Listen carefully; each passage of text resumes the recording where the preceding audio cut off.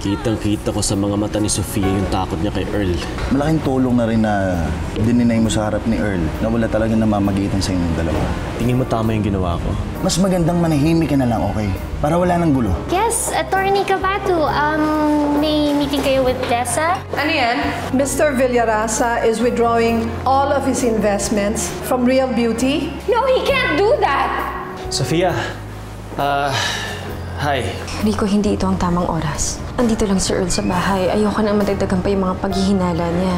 Sige, magkita na lang tayo. Kahit saan mo gusto. Kahit sa isang lugar na maraming tao para walang manghinala. Oh, aalis ka?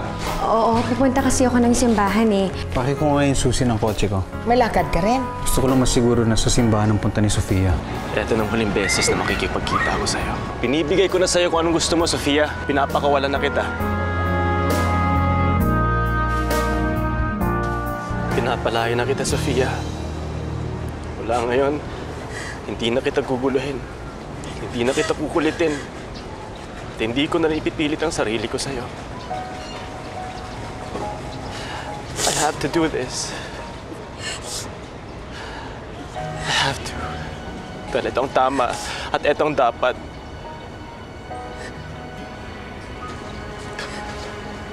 Hindi ito madali para sa akin. God knows kung gaano kahirap to para sa akin na pakawalan ka. I want us to be together dahil mahal na mahal kita, Sofia. Mula nung nawala si Maricar, akala ko hindi na ulit ako magmamahal eh. Akala ko kasabay ng pagkamatay ni Maricar, ang pagtigil ang pagtibog ng puso ko. Tapos yan, bigla kang dumating sa buhay ko. Binigyan mo ako ng pag-asa. Binigyan mo ako ng bagong dahilan para gumising araw-araw. Dahil sa'yo, natutunan ko na kaya ko palang magmahal ulit.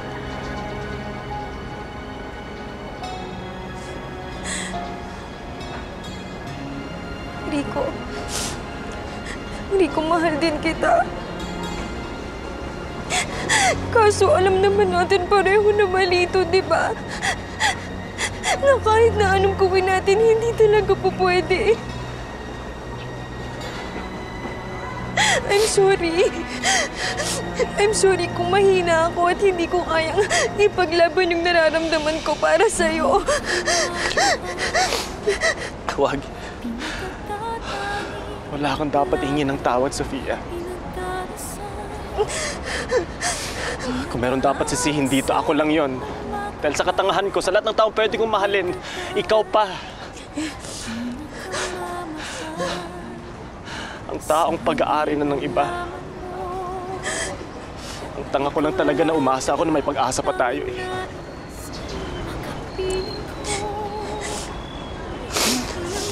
Siguro kailangan na lang talaga nating tanggapin. Eh, hindi talaga tayo para sa isa't isa.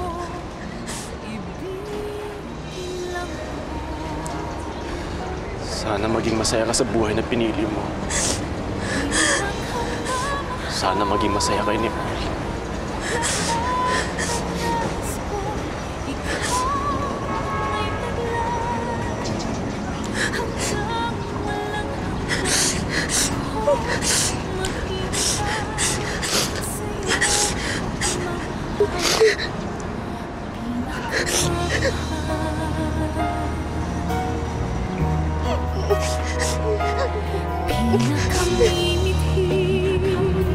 Sa piling mong nilalang ang bawat sandali. Masulyapan ka lamang puso ko'y umingiti. Pinakamimithi, pinakamamahal.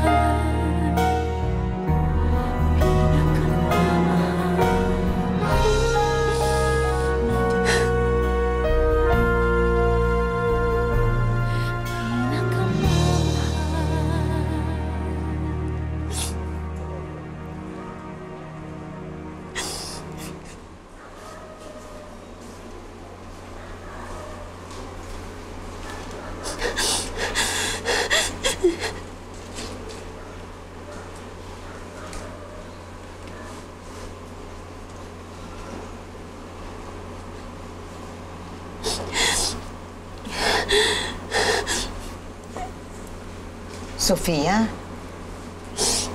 Manang, may kailangan po ba kayo?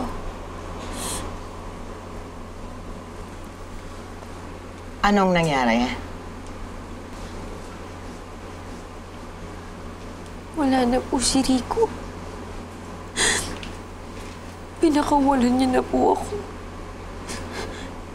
Ang sabi ho, natitigilan na daw niya ako. Bakit ka malungkot? Hindi ko nga ako maintindihan yung sarili ko eh. Dapat nga masaya ako kasi di ba ito naman yung matagal ko nang gusto. Yung tigilan niya na ako. Pero bakit ganun? Bakit ang sakit-sakit?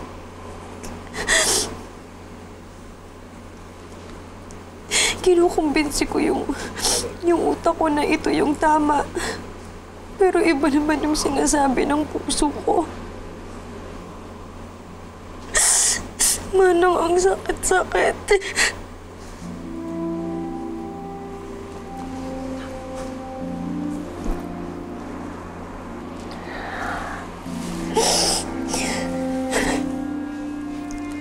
Ganon lang yan sa umpisa.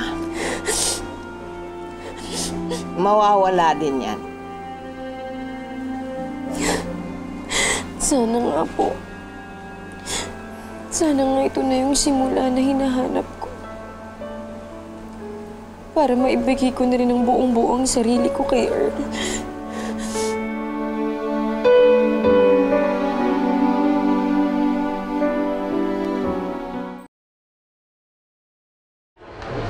Salamat. So ano? Okay na? Tapos na? Good, pare. Alam mo, finally, natauhan ka rin. Medyo overdue, but at least, it's over. Simula pa lang, wala na talagang patutunguhan to eh. Niloloko ko lang yung sarili ko. Hanggang sa nagising ako sa katotohanan, na wala talagang pag-asa na maging kami.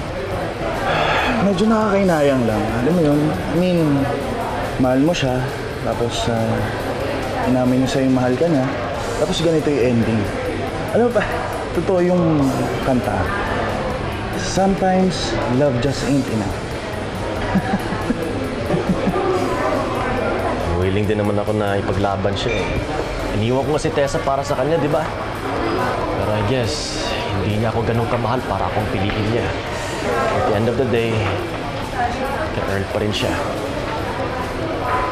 And I can never change that. So, ibig sabihin, pare, makikipagbalikan ka kay Tessa?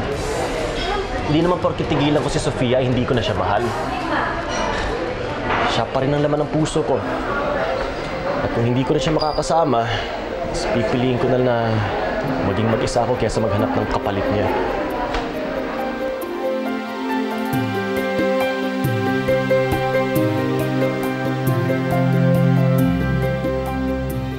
Ma'am, pinapasok ko na po. Sino bang naghahanap sa akin? Ma'am, si Ma'am Sofia. Sophia! Ate Mimi! Ikaw pala! Bakit hindi ka naman nagsabi na pupunta ka? Eh, plano ko talagang i-surprise ka kasi ang tagal mo hindi nagpaparamdam sa akin. Ikaw, kumustahin kita? Anong balita sa'yo? Ako, ate, pasensya ka na ha kung hindi ako nakakapag-text or kung ano man kasi alam mo naman, ang dami kong inaasikaso ngayon. Malapit na kasi yung kasal namin ni Earl. Yayayain pa sana kita. Ang tagal na natin hindi nagkikwentuhan. Alam mo naman, wala akong kaibigan dito. Lahat nasa probinsya. Ganun ba? Sabi, ang lakas-lakas mo sa akin eh. Sandali, magpapalit lang ako ng damit, tas alis na tayo, ha? Sige. Yes. Saan ka pupunta? Earl! Earl, halika. Ate Mimi, si Earl. Earl, si Ate Mimi, kaibigan ko. Hello. Nice to meet you. Hindi ka masasama ng fiancé ko. Kaya makakalis ka na. Earl, sandali. Sandali lang naman kami. Babalik din ako agad. Hindi nga pwede. Oo, next time na lang siguro. Sorry sa abala. Sophia. Thank you.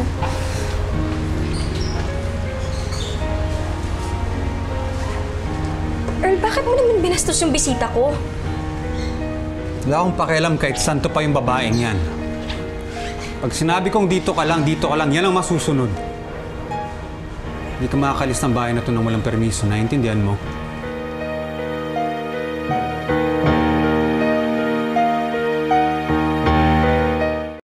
Sinabi ko sa inyo na huwag kayong pumunta kina Sofia eh. Yan tuloy nangyari sa inyo. Eh, wala namang masama dun sa ginawa ko. Nakikipagkaibigan lang naman ako sa tao. Alay ko ba na masungit pala yung Earl na yun? Noong ko pa sinasabi sa inyo na hindi natin kaano-ano si Sofia. Wala siyang obligasyon na makisama sa kahit sino sa atin. Kaya mas mabuti na lang lumayo kayo sa kanya para hindi na nangyayari yung mga ganito. Eh, nakakabigla lang kasi first time kong na-meet yung fiancé niya. Gaspang ng ugali. Alam mo, di sila bagay ni Sofia. Hindi ko alam kung anong nagustuhan niya dun sa lalaking niya. Ate, wala tayo sa posisyon para paghusgahan si Sofia. That's the life she chose. That's the man she picked. The best we can do is wish na maging masaya siya sa desisyon niya. Mali naman yung kaibigan mo eh. Anong akala niya? Wala kayong lakad? Gano'n na lang? Basta sisipot dito? Manang, wala naman po akong nakikitang masama dun sa ginawa ni Ate Mimi. Maayos naman po yung intensyon ng tao. Ay, agree ako dyan, ma'am. Siyempre, kailangan nyo rin lumawak yung mundo nyo para meron din kayong ibang buhay. Alam naman, palagi kami ni Manang ang kausap mo rito. Hindi ko nga maintindihan tong si Earl kung bakit biglang naging gano'n naman siya. Dati-rati pinapayagan niya na akong umalis. Naging maluwag na siya sa akin. Kahit nga minsan hindi ako nakakapagpaalam sa kanya, nakakaalis pa rin ako. Tapos ngayon, naging mahigpit na naman siya. Ewan ko ba? Ang labo talaga ni Sir, no? Parang babae kung mag-isip, papalit-palit ng desisyon. Hoy, amo mo pa rin yun, ha? Manang, sinasabi ko lang naman kasi kung ano yung nasa isip ko. Gets ko yung feeling ni Mami. Gets ko yun eh. Alam ko yun. Sige na. Lumabas ka na nga. Doon ka na. Doon ka na, sige. Okay, sige Manang. Gets ko din yan. Doon ka na. Okay po. Tawagin niyo na po ako, Mama. Chismoso talagang taong ito, oh. Ngayon, para na naman ulit akong preso dito sa bahay na to. Wala na nga akong maalala sa nakaraan ko, hindi pa ako makagawa ng mga bagong alaala. Dahil nakakulong ako dito. Mabuti na rin yan. Parang nalalayo ka sa mga tentasyon. Di ba? Noong maluwag si Earl sa'yo, o anong nangyari? Para sa kabutihan mo naman itong ginagawa natin eh.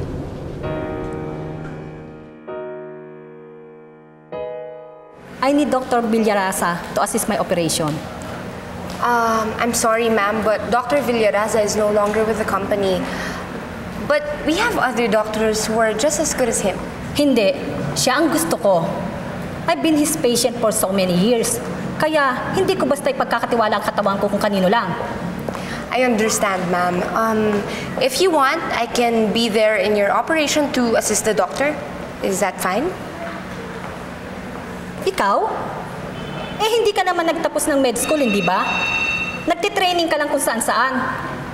Kung hindi rin lang si Dr. Villarasa ang mag-opera sa akin, wag na lang natin ituloy ito. Di wag.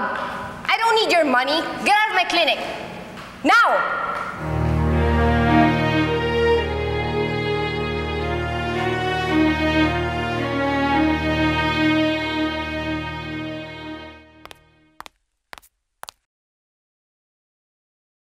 Oh, hi. Sophia, Earl, I'm so sorry. There's a slight glitch. Nagka-measles kasi yung photographer natin for the day. Huh? Paano yung pictorial namin? Don't worry, I got a replacement. At saka kasing galing din naman yung dati. Okay? So, wait lang. Okay, go ahead. Sandali lang to. Alright. Tawagin ko yung makeup artist para retouch ka habang naghihintay, ha? Thank you. Halika. Sit down first. Hindi ka mapagod. Hold on.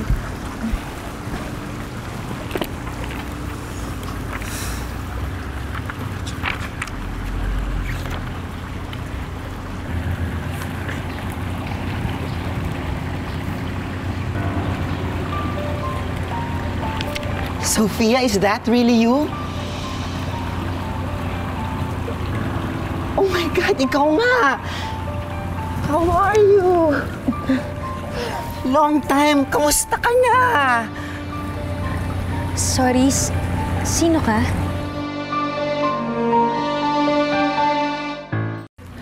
Sophia, what's up with you? Ako to. Si Dindo. I'm sorry, pero hindi kasi talaga kita matandaan. Oh, Sophia, I see you've met Dindo. This is Dindo, Sophia, my client. Siya ang photographer natin for the day. Kilala ko siya.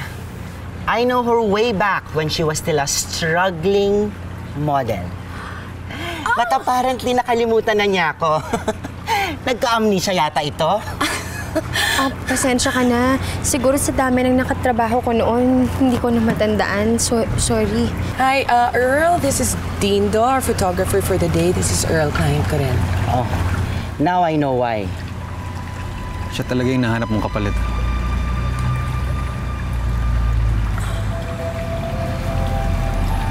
Sige, tapusin na natin to. Okay. I just set it up. All right. You need anything, you let No, me know. I'm fine, I'm fine. Makikitouch na. I-touch lang, ha? Yung mga gels, yan. You good, ha? Yung mga gels natin, Okay. pakilagay dito, please. Blue gels, yellow gels, paki-mount dito. You need anything else? No, I'm fine, I'm You're fine. fine. Right. Pa yata akong lipstick.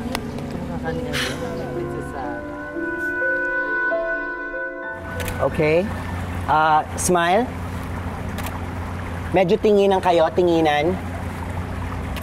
Yes, one more. Closer, closer. One more. Embrace mo pa siya tighter, please. Yan. Make it look real. Thank you. Thank you, that's it. Chloe? Yeah. Yeah, that's it. It's a wrap? Yeah, we covered everything. All right. Yeah. Sige. I'll help you in a while. Okay. Guys, it's a wrap. We'll send you the raw files so that you can choose kung ano yung mga pictures na gusto yung gamitin, okay? Okay. Thank you. Thank you. Earl? Total tapos na naman yung pictorial natin.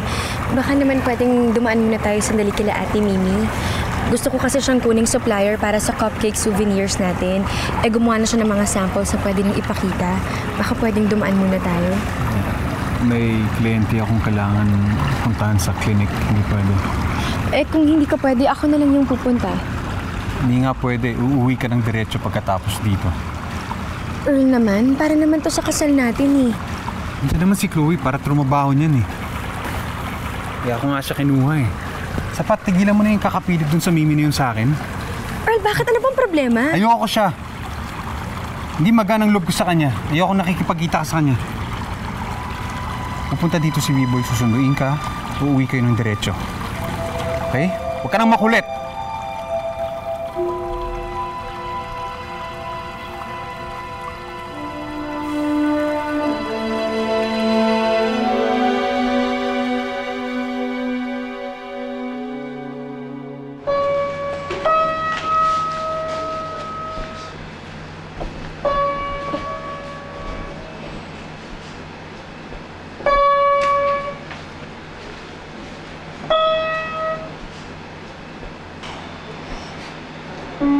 Baby?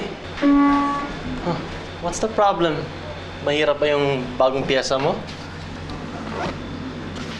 Wala na po kasing nagtuturo sa akin mag-play ng piano. Si Mami, nagtuturo mag-play ng piano. Tapos, si Tita Sophia, hindi niya na ako binibisita dito. Kailan po ba siya bibisita ulit dito, Daddy? Baby, I don't think she will be coming back here again. Why not? Well, your Tita Sophia will have her own family. Soon she will have her own husband. Siyempre, kasunod nun, mga anak naman. And then, magiging busy siya sa sarili niyang pamilya. Akala ko pa naman, magiging mami ko na siya. Baby, don't be sad. Kahit wala ka naman, Mami, nandito pa rin naman ako eh. I can be your mommy and your daddy. Okay lang ba yun sa'yo? Can you teach me how to play the piano, baby? Sige po.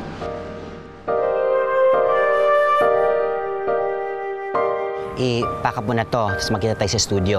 Yes, sir. Okay, yung darkroom ayusin mo, ha? So, pack up na. Okay. Ha? Pati to, okay?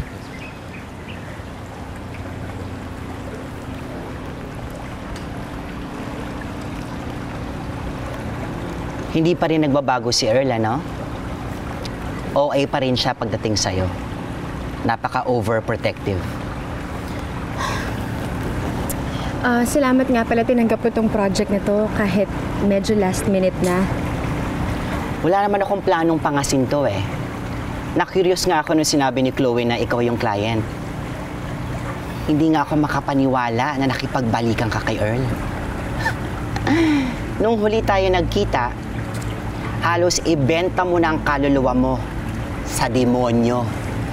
Mahiwalayan lang siya. Parang medyo sobra naman ata yun. Hindi naman kita masisisi, di ba? Kung gusto mo siyang takasan. Dapat nga sa kanya, dapat doon makulong sa lahat ng mga ginawa niya sa'yo.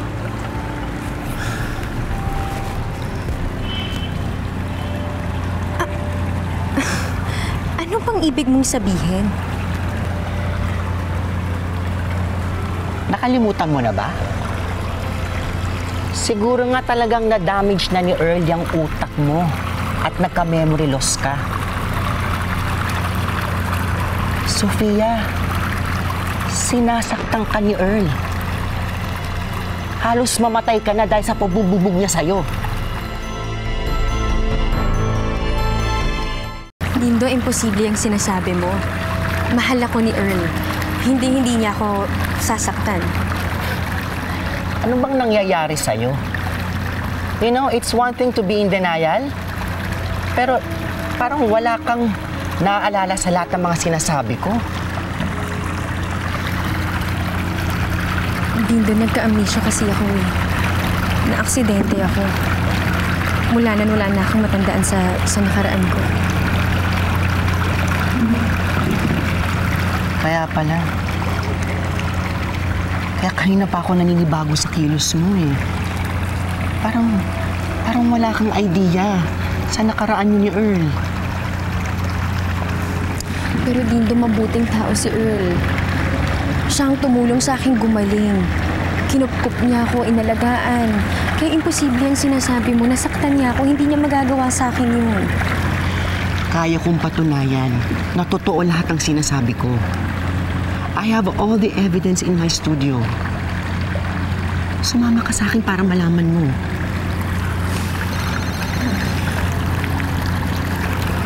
I'm sorry, Lindo. Andiyan na yung sundo ko. I have to go. Sophia, wait. Hindi ka ba interesadong malaman ng katotohanan?